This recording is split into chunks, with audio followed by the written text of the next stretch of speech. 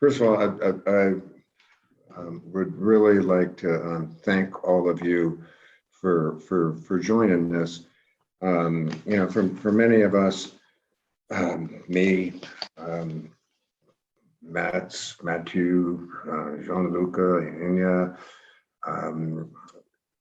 Federica, we've been working on land cover our entire lives. I mean, half of my dissertation was on land cover classification and vegetation and habitat and such. So obviously all of us here view this as being really important. So just, so I'm Douglas Macioni. I'm the head of the FAO Geospatial Unit in the Land and Water Division. And I really want to thank you because I know time is difficult. So just business, this will be recorded and Claudio will edit out all the bad parts.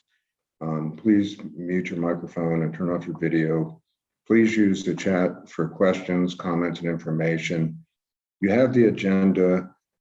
We really need to stick to it because we only have 90 minutes. And so with that said, I mean, to me, land cover is fundamental to all that we do as far as disaster preparedness and response to vegetation, to habitat, to biodiversity.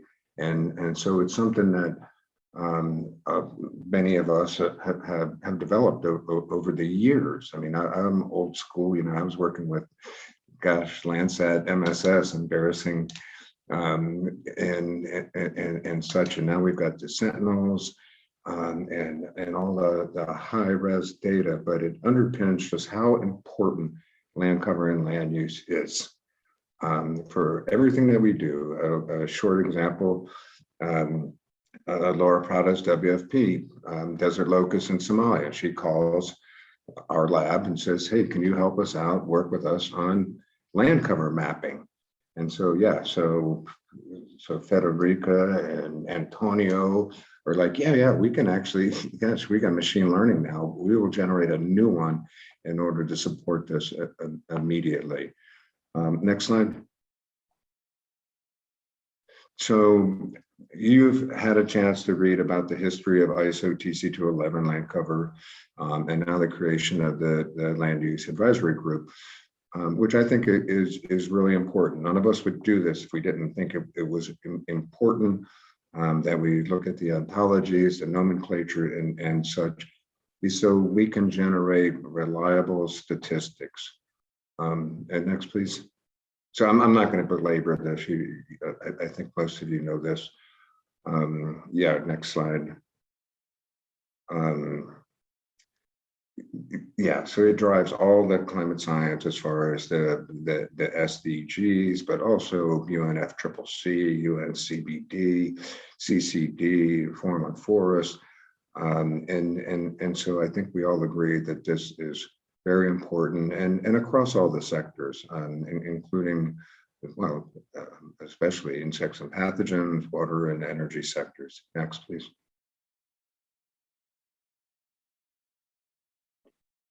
So we are going to go ahead and jump in. I would like to ask Kyung-Soo Yum, the Chief Geospatial Information Section Officer, and then Mr. Doug O'Brien, who he pretty much carries a lot of the history of how the ISO standards have evolved.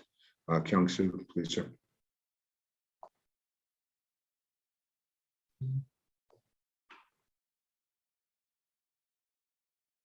Thank you very much, Doug, and good morning and good afternoon, colleagues. I'm so pleased to welcome you to this important UNGGIAM side event, the first ISO Advisory Group 13 on land cover and land use, as convened and chaired by the Food and Agriculture Organization of the United Nations. Firstly, I would like to actually express my appreciation to the chair, Mr. Douglas Macioni, for his leadership, and all of you for your kind of dedication and professional effort to effectively advise ISO TC211 on land cover and land use in the context of the United Nations. As we are well aware, land cover and land use is one of the primary measures driving climate science, and it is critical for addressing many of the UN Sustainable Development Goals and UN field operations, such as peacekeeping operation, humanitarian operation, and disaster risk reduction. They are all very, very, driving on many of the information that you provide too. The land cover and land use information has also been substantially used to address the requirement of the major international convention of the United Nations system. I do hear that the objective of this UNGGIAM side event is to raise awareness of the importance on land cover and land use, and to collect input on describing the challenges of the promoting, developing, implementing the land cover and land use related standard. As everybody are aware well, under the leadership of the Alex from UNEP, Toby from UNICEF, and Aina from UNICEF, we have been very successfully building very cooperative UN geospatial community. As such, this is a part of the successful cooperation. I'm heartened by the broad cooperation demonstrated by the presenters and participants here today. I really wish you all very productive, but also a very enjoyable forum, and looking forward to fruitful outcome. By now, please let me welcome to Mr. Doug O'Brien, IDO and Technology INC, to actually share the opening. Over to you, Mr. Doug O'Brien. Okay. I want to be very brief here because, as Douglas Muccioni indicated, we don't have very much time for the large amount that has to be addressed under this topic.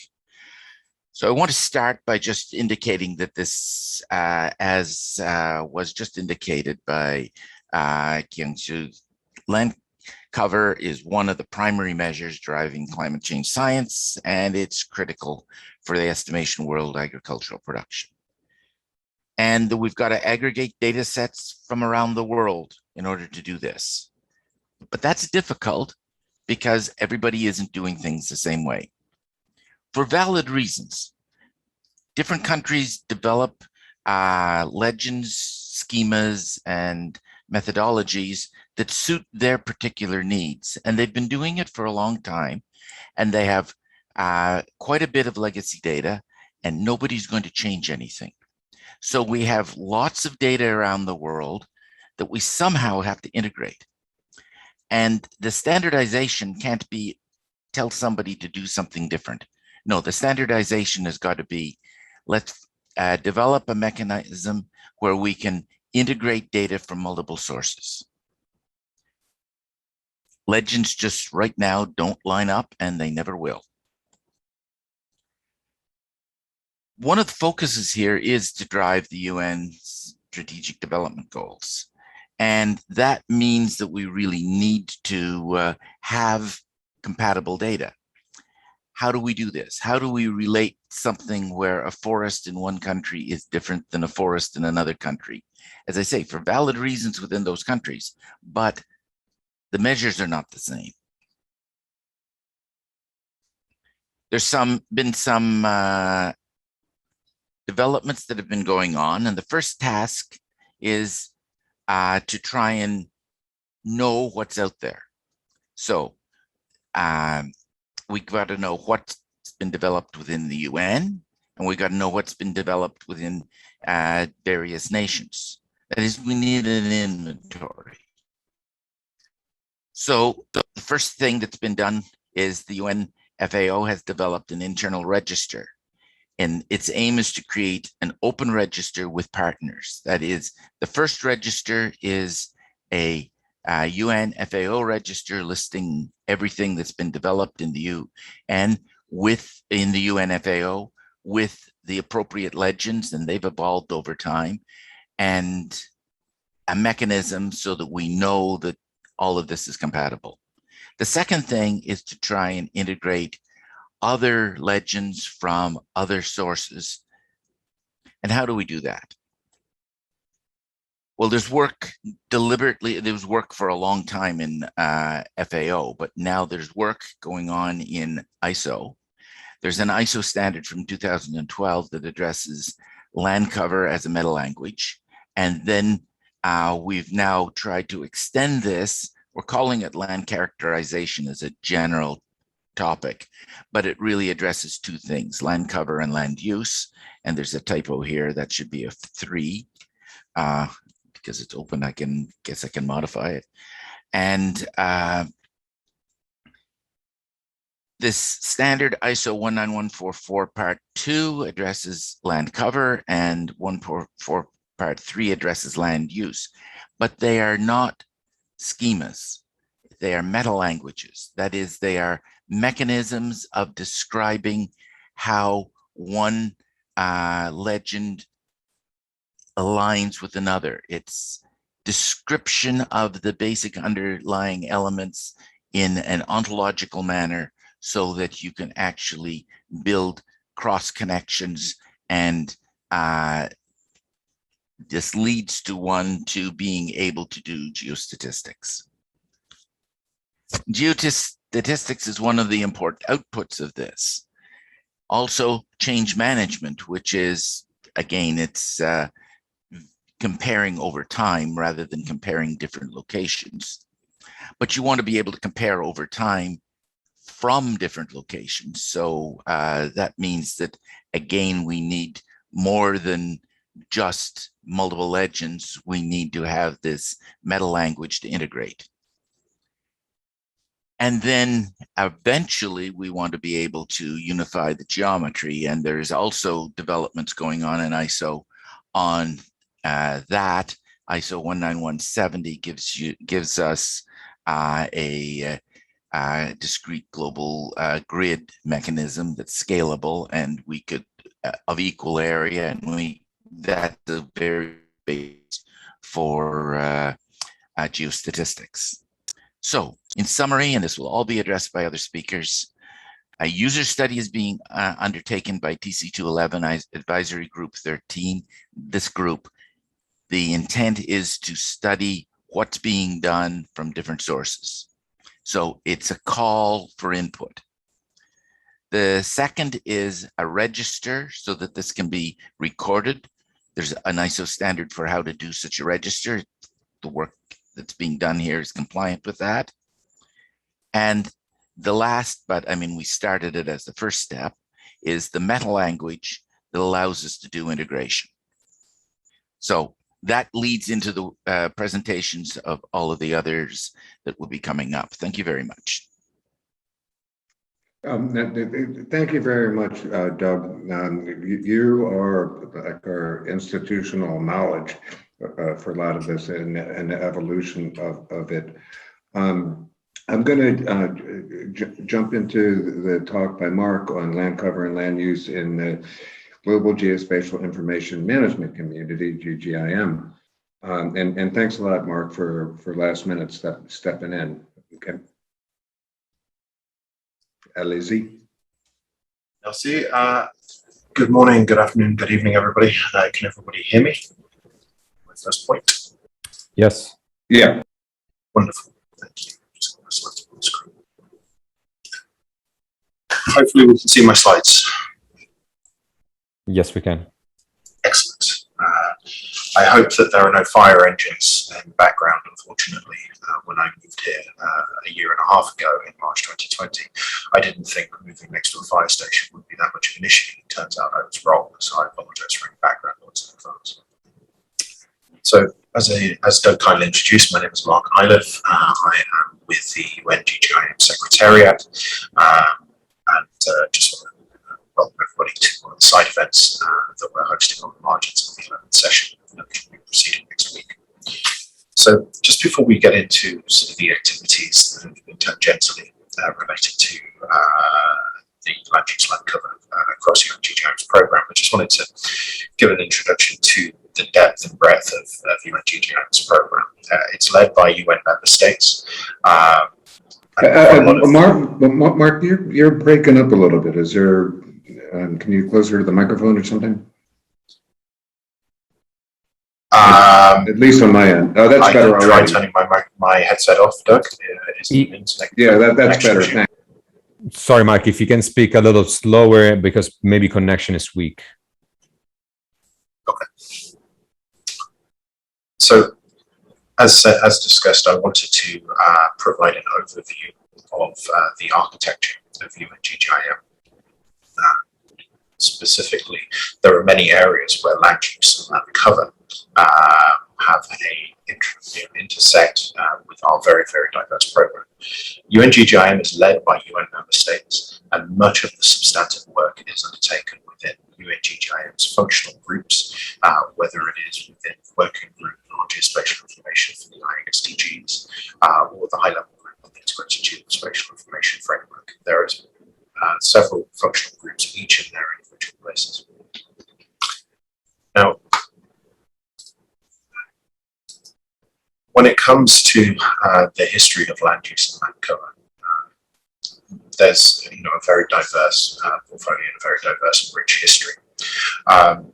Notably, the Global Land 30 donation by China, which I'll come to shortly in 2014, but also in the publications and substantive documents produced by UNGGIAM, including the report on future trends, the guides to the role of standards in geospatial information management, but also the global fundamental geospatial data groups.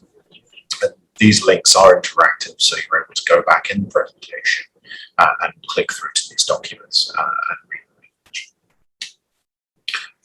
But paramount in 2014 would be Global Land 30. This was a donation by China to the United Nations of the Global Land 30 dataset, comprised of data at 30 meters resolution in 10 classes, composed from Landsat data. And this was welcomed at the time as a solid science-based information for making wise decisions by sustainable development, in the words of Ban Ki-moon, then the United Nations Secretary General. We moved on to support a side event at the 12th Geo Plenary in Mexico City, which led to a cool document, which is also linked to here, that sort of covers the need for land use and land cover. And even though we are a bit about 6 years on from this event, it's very good to see the advisory group 13 sort of picking up this ideological mantle and moving forward today. These resources can potentially be of interest to our participants here. Within the UNGGIAM's substantive work, the global fundamental geospatial data themes, which are 14 themes that are considered fundamental for any country to attain their national development, the sustainable development goals, land cover and land use is considered an individual theme. And importantly, in light of its fundamental nature, it also has been recognized to be supporting many of the SDGs, and the work of UNGGIAM has been able to link to those SDGs and actually specify which SDGs, how the data can be used, how the data can be transformed. And through its working group on geospatial information, we'll soon be looking forward into identifying methodologies, recommending improved methodologies for the production of indicators. Also within the working group on geospatial information, the SDGs Geospatial Roadmap articulates to the IAG SDGs, the interagency and expert group on the Sustainable Development Goal indicators, that geospatial and location-based information is recognized and accepted as official data for the SDGs and their global indicators. This builds upon previous work which considered global and complementary non-authoritative geospatial data for the SDGs, but actually really enshrines the point that geospatial information, of which land use and land cover is part, can be considered official data and is available for use. Therefore, aims to negate and reassure certain countries, which was noted in the Geo report of Mexico City, that occasionally ownership is an issue. What we're trying to promote here is that these global data sets are able to be used and consumed and can be considered official data. And this is being adopted not just within our community, but within the SDGs community and elsewhere. Further, we have the guide to the role of standards in geospatial information management, which really underscores the importance of standards in facilitating the application of fair principles, so findable, accessible, interoperable, and reusable. This guide is developed by the Open Geospatial Consortium, the International Meteorological Organization, and the ISO Technical Committee 211 on geospatial information. So it very much represents the view of the three standards development organizations in how to promote and adopt geospatial standards, which include ISO 19144, land cover land use. Effectively, it's just sort of looking forward, we know that the SDGs as a global agenda is very highly dependent on geospatial and geographic location. As such, we need geospatial information, Earth observations and other forms of data to measure, monitor, and produce indicators, but also to inform our national global priorities. We now have a very clear vision for seeing geospatial and location-based information to be accepted as official data for the SDGs. It is essential. So that leaves us with the question, what data sources can we use? Where is the data? How can we get it into the hands of decision makers and policy makers? And really, what we're seeing is an expansion. Looking through to the history, in Global 30 in 2014, it was a seminal moment. We have more building blocks, more resources than ever before to meet the demands of the SDGs, but also to meet the demands of anything else that is around the SDGs, whether it's our changing climate, whether it's supporting the system of environmental and economic accountancy, or looking at degrees of urbanization, the new urban agenda. This is why this is a fundamental data theme. But with Global 30 coming from Landsat data, Landsat has a resource, goes back to the 70s.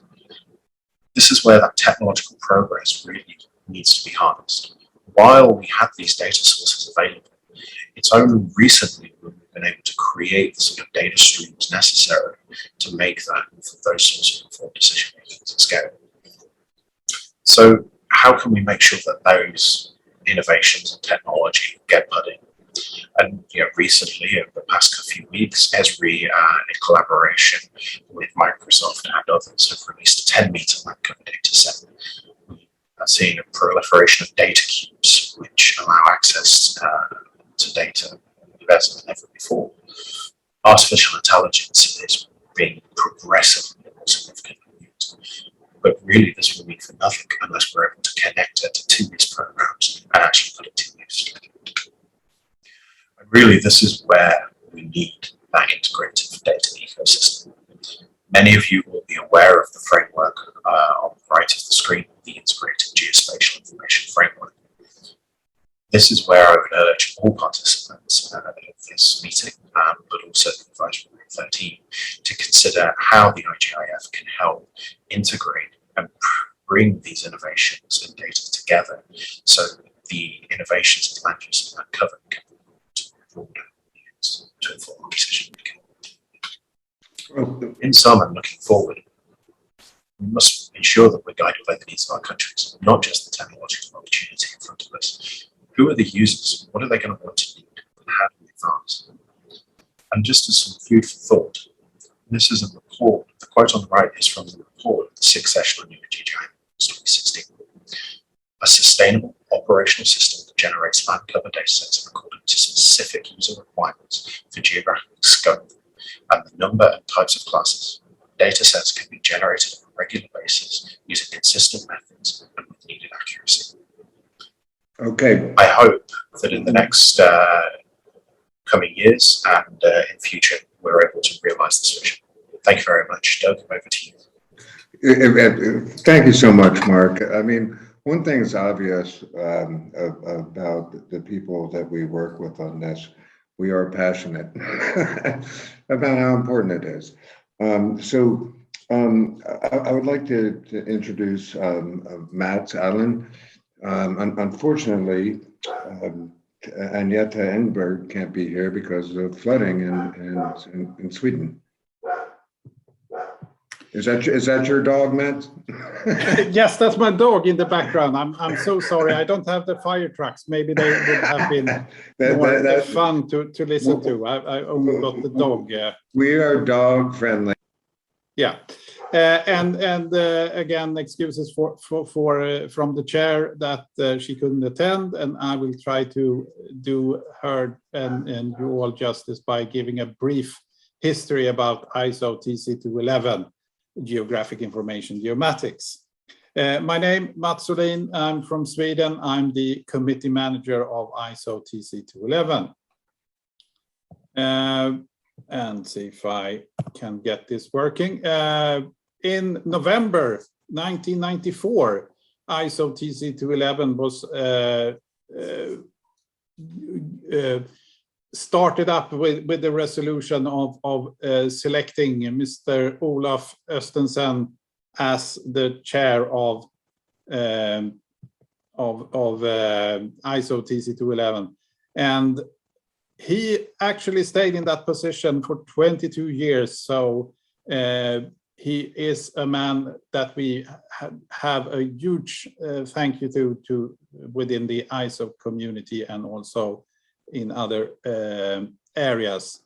2017, Sweden took over the secretariat, and we are currently under the chair Agneta Engberg, who couldn't attend, and she will lead us until the end of the year, when we will have a new chair by the name of Peter Parslow, who I saw among the attendees for this meeting. But a TC, a committee, is not only the leadership. I would say that the strength is the number of the members that we have and the liaisons that we are connecting. That gives us our many experts that through the years have produced over 100 geographic information standards in ISO. The scope of the committee, unchanged since 1994 actually, is a very wide scope and targets several key segments among modeling and documentation of geographic information, spatial data infrastructures, embedding of geographic information in everyday life, but also some specific subject domains where we try to do collaborations. And just to give you a little hint of the organization that we try to do all this work is, we do have our 6 working groups and 2 joint working groups that collaborates with other ISO committees. But to do this, we also need our advisory group, 12 to the number, and one of them being our newest advisory group on land cover, land use. Just also giving you some more information about our working group 7 information communities, who actually was established in October of 2001 with a convener from South Africa, Mr. Anthony Cooper, but have been handed through many conveners, and today we are led in working group 7 by Professor Yuki Bai from China.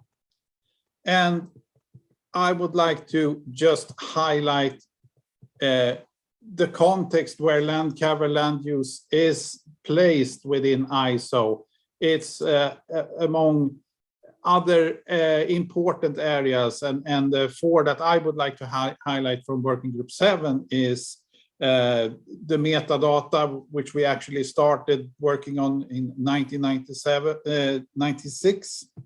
Land cover, land use started in 2006.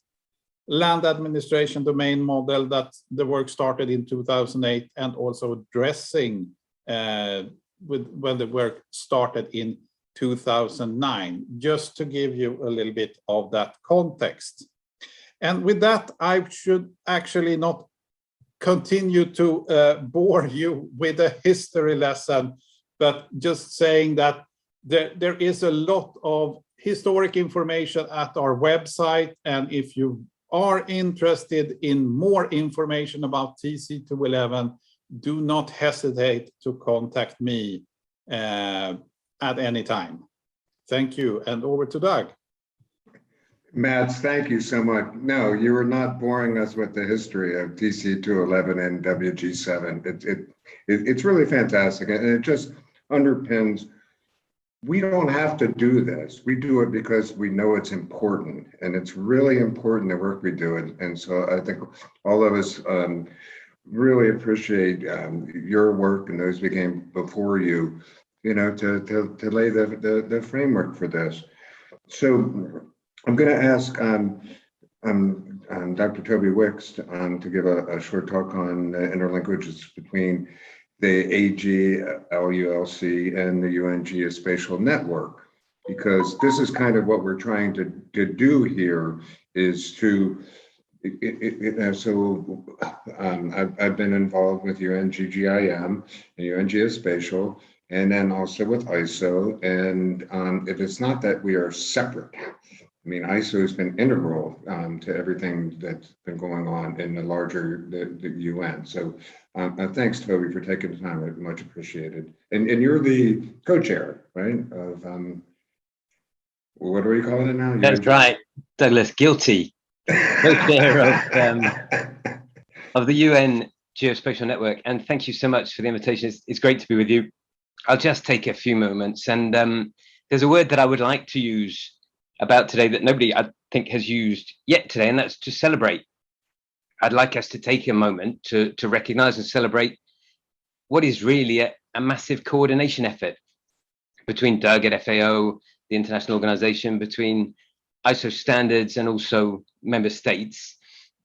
I really see this as the work as an intersection of the three, with UN GGIM, notably, as Mark said, on one of its defined global fundamental geospatial data themes, with FAO, concerning food systems monitoring, agricultural support, capacity building on the topic for the benefit of member states, and also ISO, really bringing international standards to real application use cases for the benefit of interoperability, coherence, unity, and this approach across countries. So, I think there are two things we need to recognize. Number one, the application and use of land cover and land use, and the broad ranges of applications, right? From erosion, flooding, biodiversity, conservation, water quality, the list goes on and on, environmental impact assessments, urban and habitat analysis,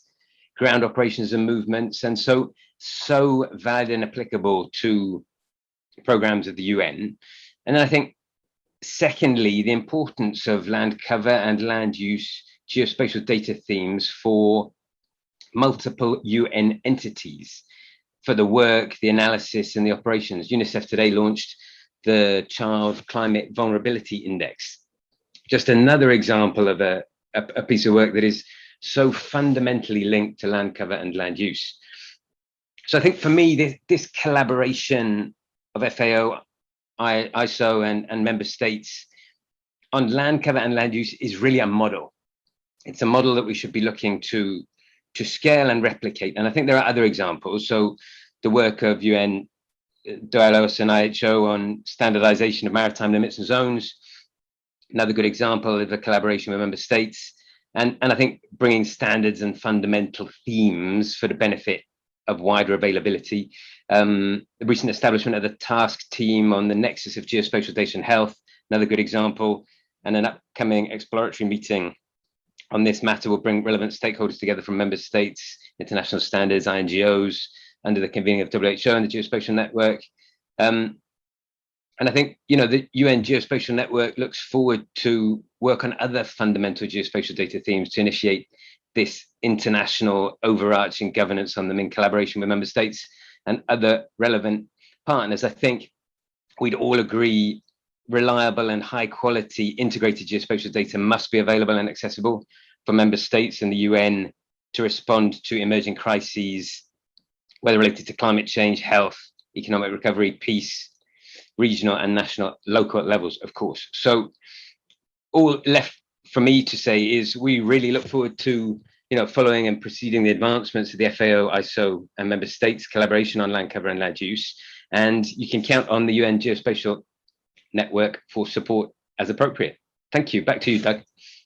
Thanks so much. There's so many things, and my team is like, Doug, you're stretching the meetings out because you always want to personalize stuff. But one of the first talks I gave, Andreas at ITU goes, "Oh man, land cover is really incredible."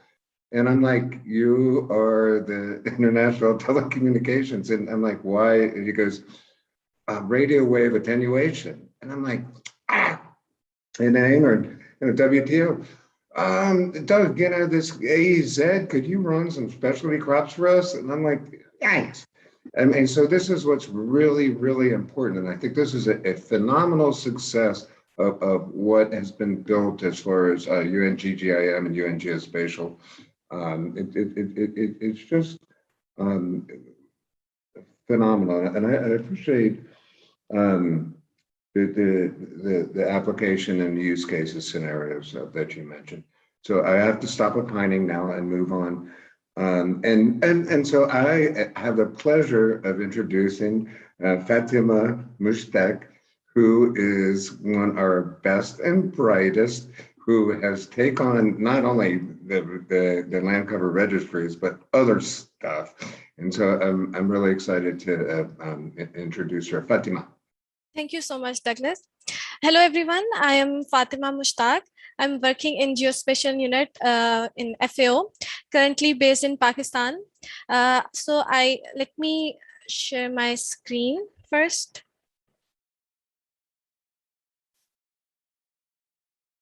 So can you see my screen? Yes, we can. Yeah, okay. Yes. Okay.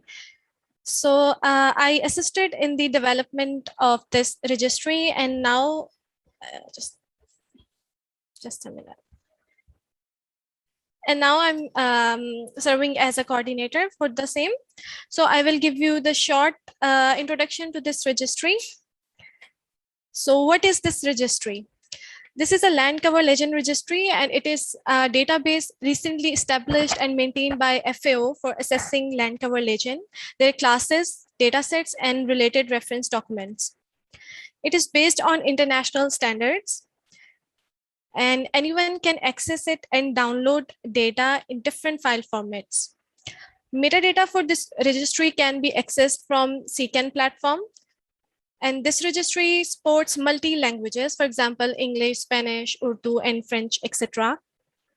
It also supports legends developed for various purposes in various sectors to support national monitoring programs, for example, agricultural sector, water management, disaster management, and risk assessment. Recently, a publication titled Register Implementation for Land Cover Legends has been published in the close collaboration with the STEMA CNR, Italy, and University of Southampton. So what is the purpose of this registry? Mainly, it is to provide a library at national, regional, and global level for land cover legends, their classes, and their relationship through a unified modeling language in support to hand-in-hand geospatial initiative, ISO TC 211, UNGGIM, and others, to create consistency and sustainability of land cover monitoring, to provide support, to support sustainable development goals, to improve comparability, similarity, and interoperability of land cover legends using LCML, which is land cover meta language, and to make the required reliable and comparable land cover and land cover change data accessible to local, national, and international initiatives. So here we have a land cover legend data, and it is and behind it is data set for land cover, and then you will have land cover classes. So how this registry really works. This is the interface of the web platform of this registry. So when you click on the file section, you will have multiple legend files, and then the reference document for the specific legend. And then when you click on the icon, drop-down icon, you will have the class, land cover legend classes with the names and definitions and the UML model. And then the data set, which is linked with the geo network. And you can access the data from there. So how it integrates with the cloud computing platforms. So you can download the legend file in CSV format and upload directly into the CPL platform. And then you will create a land cover of any region automatically. So these are some important links for this registry. Thank you so much for having me here. So floor is back to you, Doug. Thank you so much, Fatima. I don't want to put any pressure on myself, but when I retire, I'd like to give the keys to the lab to you. Your work is just phenomenal, and your initiative is just incredible. And has been mentioned, this is not necessarily the registry. It is our version of the registry that we hope people can build on. So thank you very much. So I have to turn it on to my predecessor, who used to run UN Geospatial, John Latham, who's doing fantastic work, because the extension of the land cover meta language to land use, which is phenomenally important to us. John, please. Thank you, Doug. And again, congratulations on achieving the status and the development of this critically important advisory group to UNGGIM. And I really look forward to the success and the increasing prominence within UNGGIM framework and engaging with countries in terms of the uptake of the standards that we're all aspiring to use. So this presentation today, which Claudia, thank you if you could put it up, is really about what we've done on land cover and how we're migrating that to an important new step to develop a new standard at the meta language level on land use. They're all part of the 19144 part series. The one on land use will be 19144 part 3. And I will also just raise the issue of having a more broader conceptual model which will embrace all elements of land characterization, including land cover, land use, and the intricate relationships between them at the end. So my name is John Latham. I'm now a senior geospatial advisor to UNFAO. I also happen to be the project leader of land cover and land use for ISO TC2 11 within Working Group 7. And since retiring, I've taken up a visiting professorship at the Geodata Institute in the University of Southampton. And as Doug said, until mid-2017, I was the head of environmental monitoring and the geospatial unit inside UNFAO, and as a result, representative to UNGGIM for many years. So it's nice to be in touch with my former colleagues. I'm pleased to be joined by this global audience to update you about what we're doing. Next slide, please. So in terms of the origins and progress of this work, some of you may recall that we had a stage 0 project on land cover and land use, which was initiated in 2018, 2019, amongst a broad community of interested parties through ISO TC 211 Working Group 7. And as a result of the deliberations from the stage 0 work, 2 new work items were developed. And we are now at the stage of developing a proposal for a CD, a committee draft document, through a series of project team meetings for the land cover migration. I stress this is not a new standard on land cover, not a new land cover meta language. It's the migration of an existing standard, as well as monthly meetings for the development of a new standard on a new land use meta language, which started in May 2021. So this is all brand new in the ISO Working Group 7 framework, and I'm leading the project team meetings with the international partnership and membership that is contributing to that process. As we also heard, the user studies on land cover and land use were referred to an advisory group, which I'm pleased to see UNGGIM engaging with and taking forward. The 2 standards on the land cover migration, as well as the new standard on land use meta languages, are on a 36-month timeframe. So effectively through 2023 in terms of completing the revision and the preparation of the new standard. Next slide, please, Flavia. So in effect, the new work items were for the revision of 19144 Part 2, which is the land cover meta language, which was developed after broad consultation. The proposer for doing that work was UNFAO in co-ownership between ISO and UNFAO of an existing standard. I was proposed, having developed this in FAO during the period of my tenure over the last 10 years or so, to be the project team leader for that in my new position, with technical editors Antonio Di Gregorio, who I'm sure many of you know, and Doug O'Brien, who's also on this teleconference. The second new work item proposal was for the development of ISO 19144 Part 3, a land use meta language, which was submitted again after ballot and broad consultation. It was proposed by the British Standards Institute of the UK. I was asked to take up the leadership of this, with again the technical editors being Antonio Di Gregorio and Doug O'Brien. As many of you recall, there is really an international agreement on the definition of land cover and land use really does not exist. However, this is much more relevant for land use because of the many different perspectives from which it can be categorized.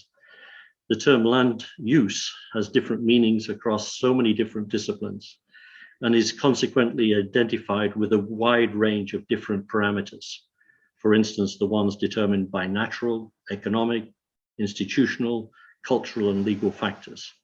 And these different perspectives are all valid, but it has the implicit implication that what comes forward in terms of the implementation schema are really very diverse and very different and difficult to understand from each schema what is intended by each definition.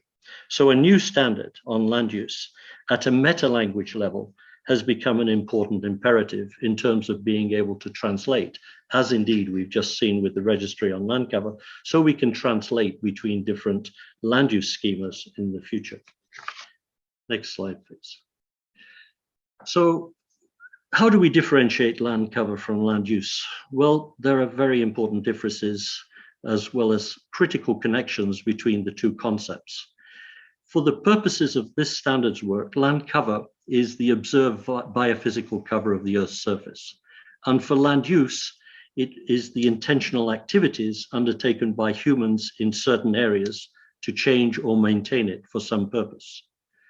Implicitly, I'm sure you can see there are complex relations and feedbacks between land use and land cover based on internal drivers, the intentions, the actions, the practices, the technical as well as physical limitations, as well as the external drivers, which are cultural, agricultural policies, legal frameworks, natural events and hazards, all of which are critical and affect how land cover and indeed land use classes are developed and applied at national levels.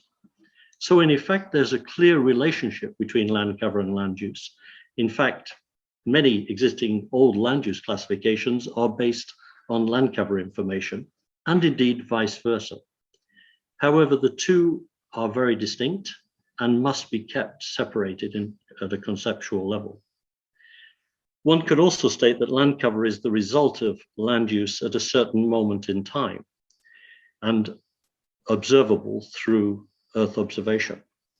In this sense, land cover is the direct, visible consequence of certain land use activities humans make on the biophysical cover of the Earth. Land use is definitively determined by the human activities over certain periods of time.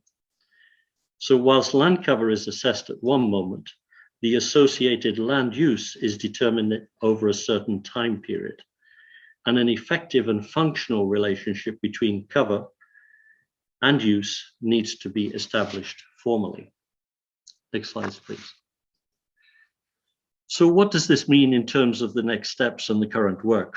Well, for land use, the intention is to move forward with the development of a new meta-language, as we have done for land cover. So we intend to move forward on the development of a new meta-language for land use, which will be known as 19144 Part 3 within the ISO framework, as well as establishing clear linkages between land cover, 19144 Part 2, and land use, 19144 Part 3, at the modeling level. And importantly, and I'd like you hopefully to consult with this document, there is an important parallel with the development of the associated academic literature. So through a combination of work with FAO, the University of Southampton, and CNR Italy, there is an important work underway at the moment on publicizing and increasing the outreach on the development of a new model on land characterization and the need to integrate the work on land cover and land use within a single conceptual framework. This has been developed by Antonio Di Gregorio and Doug O'Brien, who are both online.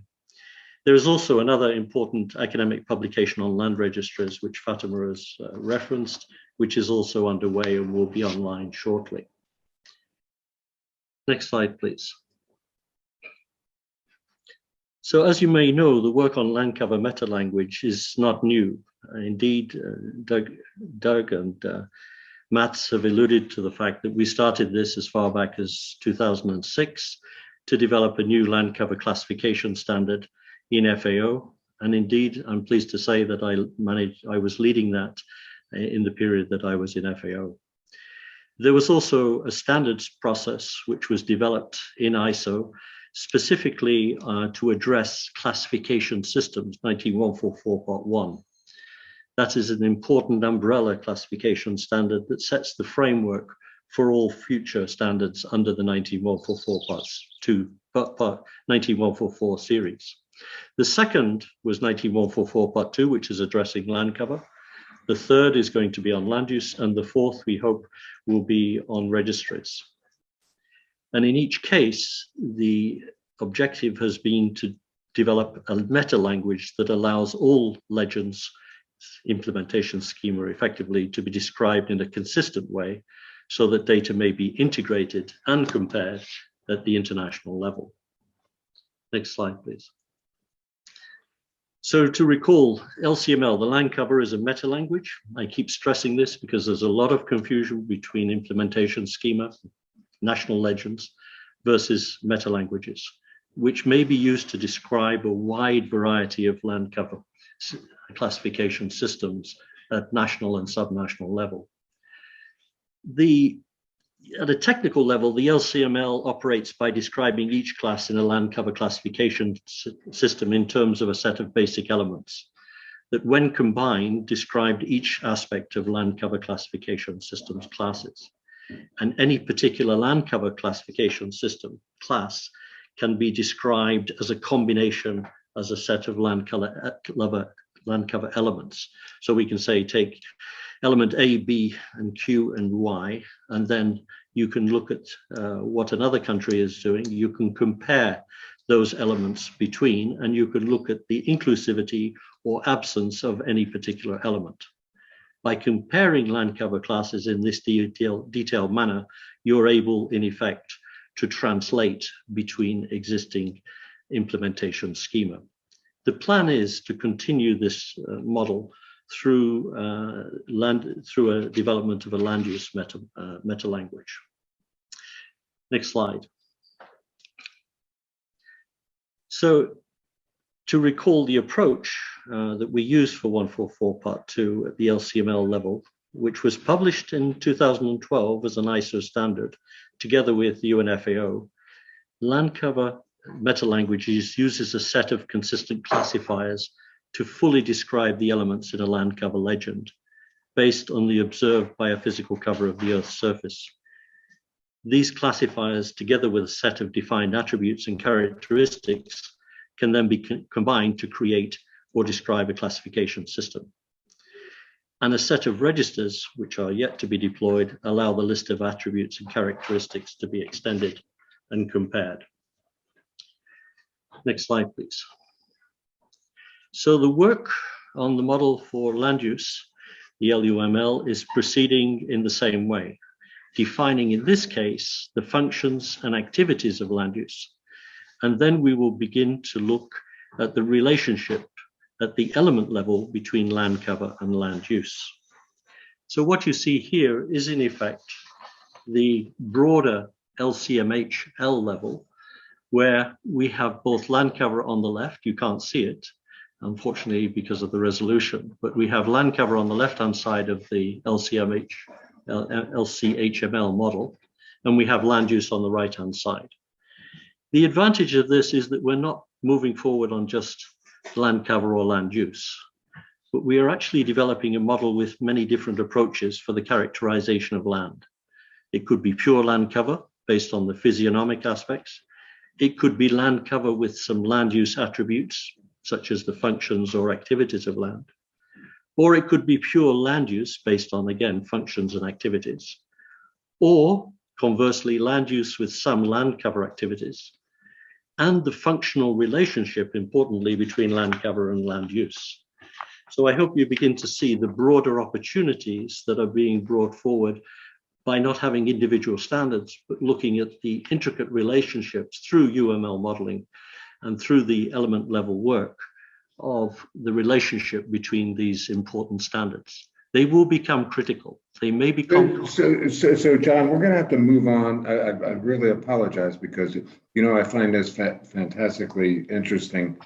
I mean, for me, back when I was a undergrad, you know, cartographer, geographer, what is the difference between a airport? And so an airport has tarmac, it has a building, it has a pond, and et cetera. And so this is really what we need to get at. And also as far as protected areas, I mean, they're protected areas in name, but they're not protected areas as far as use. And so they call it, you know, the use of the protected area, but it's not. Right. So can I ask you to Can we just go to the last slide, Doug, please? Yeah, yes, sir. Yeah. Thank you.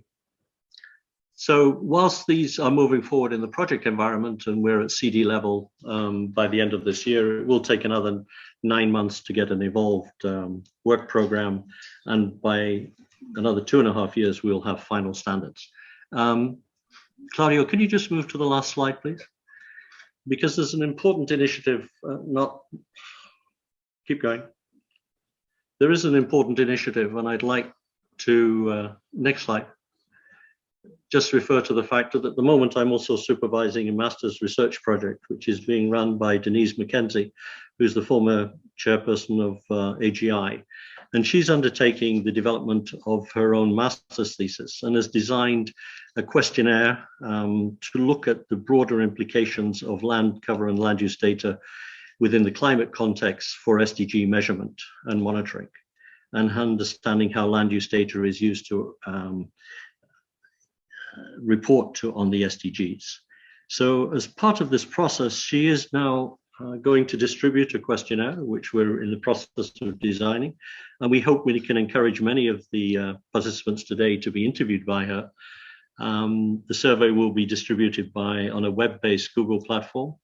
If you can see it and complete it, we'd be grateful for your feedback. And I hope it will give momentum to the AG13 working group to understand and collect information on the user studies.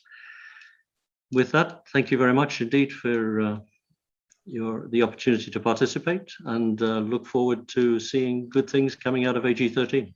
Thank you. Thank you, John. I mean, the work that you continue to do is phenomenal. We need to push forward, and maybe I'm going to introduce, many of you know, Mathieu Henry on the future UN GGIM and ISO TC211 AG 13, and the terms of reference. And so hopefully we have a few minutes before, I guess we're 25 minutes before closing.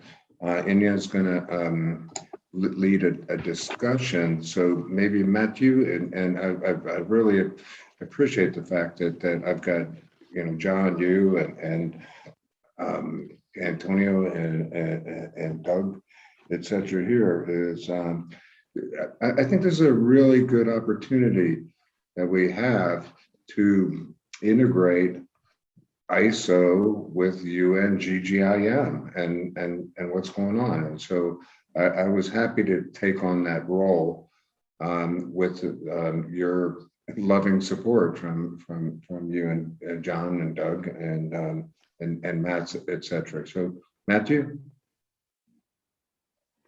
Thanks, Doug. Thank you, everybody. Good morning and good afternoon and good evening.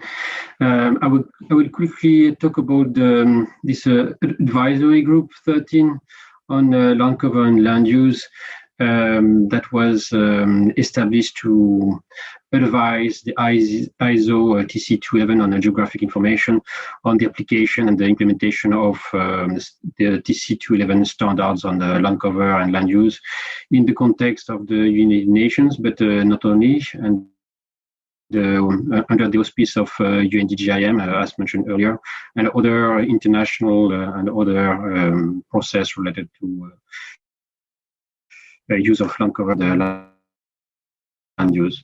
So I will quickly present, very briefly, we will really talk about the context, about the critical importance about the use of land cover and land use information in the context of the Sustainable Development Goals, the importance of land cover land use for monitoring natural resources, agricultural production, but also in the context of the environmental international environmental agreements, the United Nations Framework Convention on Climate Change, the Convention on Biodiversity, Desertification, and the UN Forum on Forest.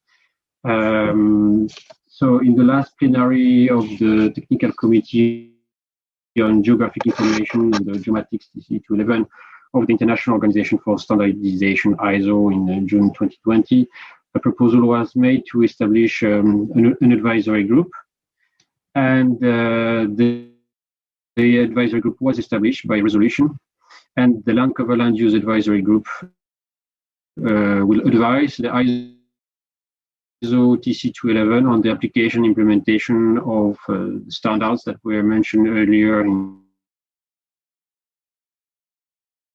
John's presentation on land cover, land use and implementation, and also in the context of the United Nations and other international organizations to coordinate with the context of broader UN initiatives for this purpose.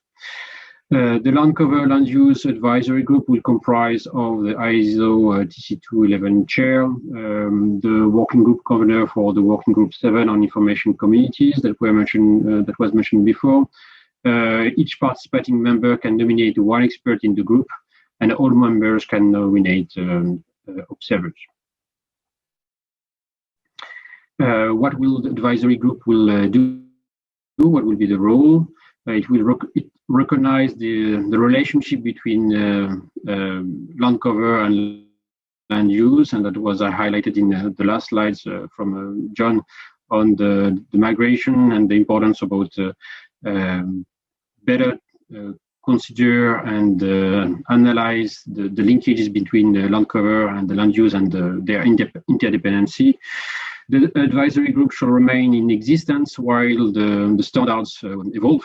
and until a possible higher level coordination committee and the land cover and land use established in cooperation with the United Nations and other transnational organizations. The advisory group will advise the TC211 on the application and implementation of the standards on land cover and land use, and other mature land cover and land use initiatives from other international stakeholders. The advisory group shall ensure that the ISO TC211 land cover and use initiative and evolving standards are brought to the attention and discussed with other UN agencies involved in the Sustainable Development Goals and other agencies. For the problem related to my internet connection, I will quickly present the last slide that was about the responsibility of the advisory group on land cover and land use. So the advisory group will have to coordinate technical support and capacity development in partnership with international institutions, mechanisms, conventions, UN organization, UNGGIM, FAO, UNEP, and others. The advisory group will act as a platform for the collection and make accessible global, regional, and national classification schema, meta-languages, models, data, specifications. It will also assess user requirements and the market needs for land cover and land use information, the benefits and the objective of the community work, collect lessons learned, use cases, and support the external environment for emerging standardization opportunities on land cover and land use. It will help drive progress towards the evolution of the lesson learned and community requirements, including on the replication of global approaches using local data sets to support their monitoring, reporting, and planning activities in relation to sustainable development goals. It will guide the development of land cover and land use taxonomy, best practices for land cover and land use, utilization of Earth observation, data, and application. And the last slide is about, what will come next. So the advisory group has been established now. It can become part of a broader global coordination community on land cover and land use under the UN umbrella with UNGGIM, and develop a global network of experts and practitioners sharing experience, lesson learned, good practices, methods, use of information, and integrated Earth observation on land cover and land use associated to the Sustainable Development Goals. Thank you for your attention, and sorry for my problem with my internet connection, and I hope we can continue the discussion with moderated by Inge. Thank you. Okay, well, what we wanted to do next is have Inya moderate a discussion on the questions that are in the chat and the next step forward. Inya, is that okay? Sorry, I'm asking a lot for you. No, that's fine. That's fine. Yeah, we're running a bit out of time, so I'm afraid we don't have too much time to answer a lot of questions. But so indeed, Doug, so the idea is to have some inputs of describing the challenges of the implementation, the promoting and development of these related standards. So what we would like to hear from the crowds, from you there, is if you have some similar experiences, and then of course also the interest for that global platform and also the international process supported by the advisory group. So I've seen there was a question from Eugene from Rwanda, and I saw that Mathieu started answering the question. So I don't know, Doug, if you want to take this on. So the question from Eugene was, how could a country get involved with these standards? So it's okay, that's a good question, and maybe Doug, you can help as far as the UN. So our thought was we're forming the AG 13, and so therefore we will have a terms of reference based on the other AGs 1 through 12 before us. So there's geodesy, etc. And then request nominations by for FAO. It's our member states, and so I don't know Eugene's affiliation, but yes, I don't know. Doug, help me out here, man. Okay, I presume you're talking to me. Yeah. Okay. For those people who are affiliated through a national standards organization in their country, they may, any country that is a member of ISO, which is virtually every country in the world, may participate in ISO TC 211. And Mats Annan showed at the beginning the list of countries that are participating, and it's a long list of nations. So likely your country is already a participant or an observing member to ISO TC 211. So ISO TC 211 is one path in which you can become a participant. You can become a participant by requesting nomination to ISO TC 211 through your national standards body. Okay, that's one path. If you want to participate through through an affiliation through FAO or other liaison organization to ISO TC 211, that can also be done to participate through the liaison organization. Douglas Muccioni is the liaison representative of FAO to ISO TC 211. So you would use whatever relationship you have already with FAO. You can work through Douglas to have input to AG11 that way. And then there's the relationship with the UNGGIM itself. UNGGIM has a particular bidirectional relationship with ISO TC 211. And if you are a participant in UNGGIM, you can use that path to participate in the work in ISO TC 211 as a UNGGIM, I guess, liaison.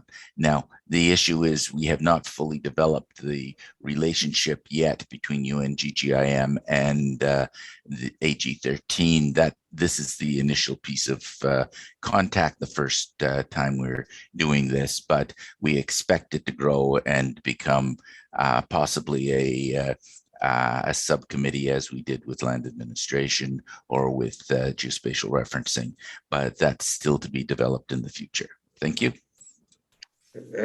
Thanks, Doug. Anya? Yeah, so I see there's also another question coming up from Abdurrahman. He's asking, so who's the national focal institution? Do we work with the ministries, or is will the focus be on agriculture? But so I think this maybe can also be answered by, I don't know, you, Doc, if you want to take this one. No, Douglas would defer to Doug O'Brien on this, because as far as the UN Statistics Division and who is their representatives, I do not know. I think Mark put up his hand about wanting to answer this. Oh, good. Yes, I see Mark. Mark, maybe take you the floor. Mark didn't put his hand up to answer this specific question. I was trying to come in on the last one. So if we want to stay on this question, I'm happy to defer. But I do see Alessandra from UNSD, who's doing a lot of work on the system of environmental economic accounts, who could potentially illustrate some more UNSD perspective from the statistics side. So Alessandra Alfiero. Mark. Yes. Alessandra Alfiero. Yeah. Yes. Okay. Yeah. Sure. But we've been working with her on CIA. Yeah. Okay. Just on the previous point around sort of formalizing something within the UNGGIM's architecture, there has to be a point of where is the leadership from the member states, and a lot of UNGGIM's functional groupings. Well, all of the functional groupings are led by the member states. So there are already touch points within UNGGIM's architecture, especially within the standards development organizations that already report into UNGGIM under the under the standards agenda item. ISO TC211 has already provided updates on land use and land cover. So there is a link there that I think could potentially be exploited further. Within the advisory group 13 of how it proceeds with the engagement with UNGGIM, I'd really question how do we enshrine that leadership role for member states, for countries, to engage using the UNGGIM process to help strengthen this activity within the broader global geospatial information architecture. Thank you. Okay. So Alessandra, nice to see you again. It's been a long time. You raised your hand.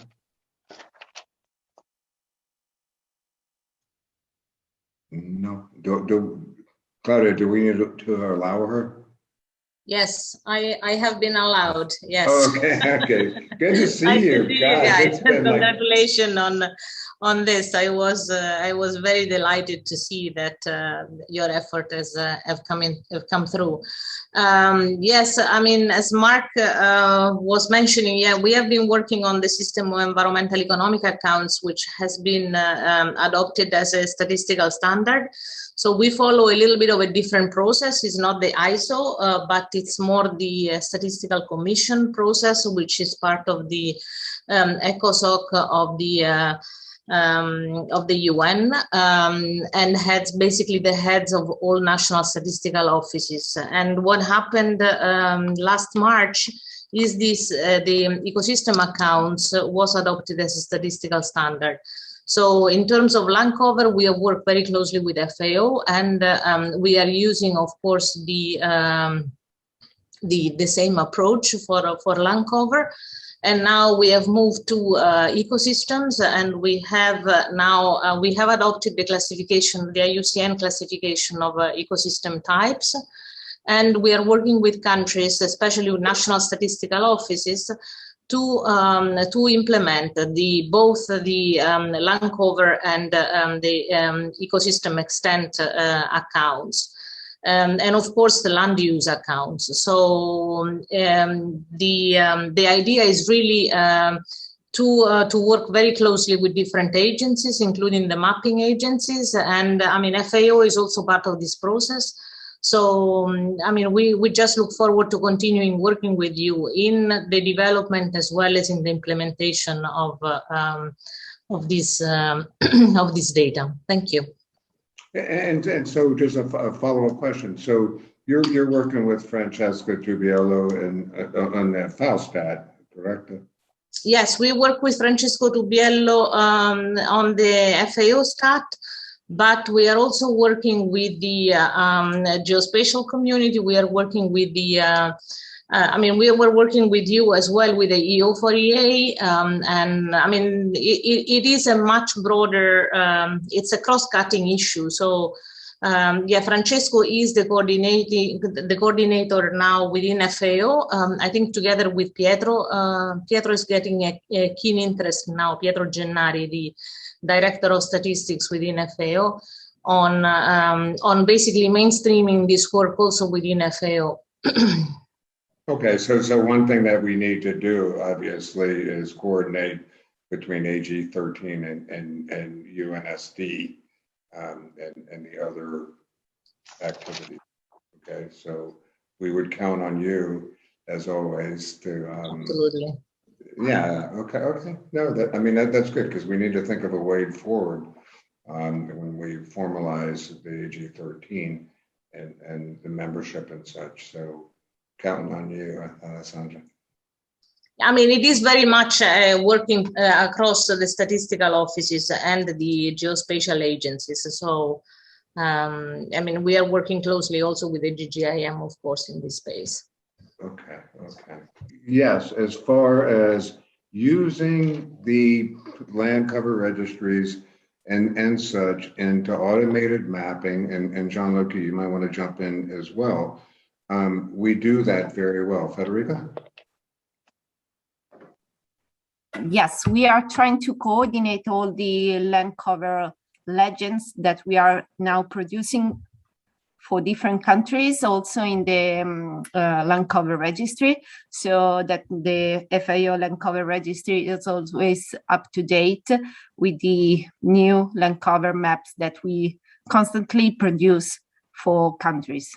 But I would also like to emphasize the fact that you and the rest of the team, Gianluca, Ajay, et cetera, have easily incorporated the Sentinel-1, 2, 5 data to do machine learning based processing to generate land cover using the classification standards, correct? Yeah. Yes, correct. Yeah. Of course, we are now producing land cover maps using also a cloud computing platform like Google Earth Engine and the input data, Sentinel data 1 and 2.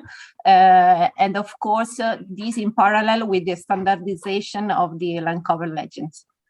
Okay, thank you very much. And yeah, we have a great team. And yes. Doug, so there was also a question on the slides and the guides. So I assume everything will be available for all the participants? Yes, everything's going to be made available. We're going to cut out the slow parts in the video. But yeah, all the slides and the transcript will be available to all participants. And I want to thank you, and I want to thank everyone for their involvement in this. I mean, it's really important. I didn't need to do this in August. I should be on vacation, but no, it's really important. We're going to see the further development of AG 13, the considerable partnership with UN Geospatial. I didn't take the time to show everything that's been produced as far as the blueprint and such. So to me, it's an optimistic time. Well, considering everything else that's happening on planet Earth, but it's yeah, we're working really hard. We have a really great partnership, with our member nations and between agencies. It's very encouraging. Let's put it that way. So with that, we are right on time. I want to thank everyone for your time. I know your time is really, really valuable. And wow, you just turned upside down for a minute. Really appreciate it. And there's a number of things in the chat that haven't been addressed.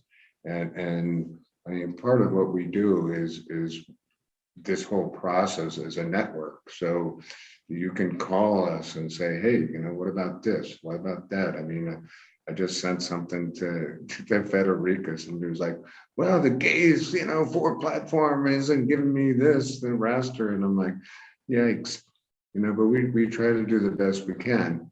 And I think we're all working really hard. I think we've all been through a lot. Gosh, Gianluca and I and John and talking to our colleagues in Afghanistan and Haiti, et cetera, the pandemic and everything. I find it really admirable. And I don't know, I mean, personally, I'm glad I got into this line of work because that's what we do. Okay, so you take care, be safe. You know where to find me, more or less. All right, and thanks one and all. Cheers, Doug. Thanks, Thank you, everyone. Thank you. Bye.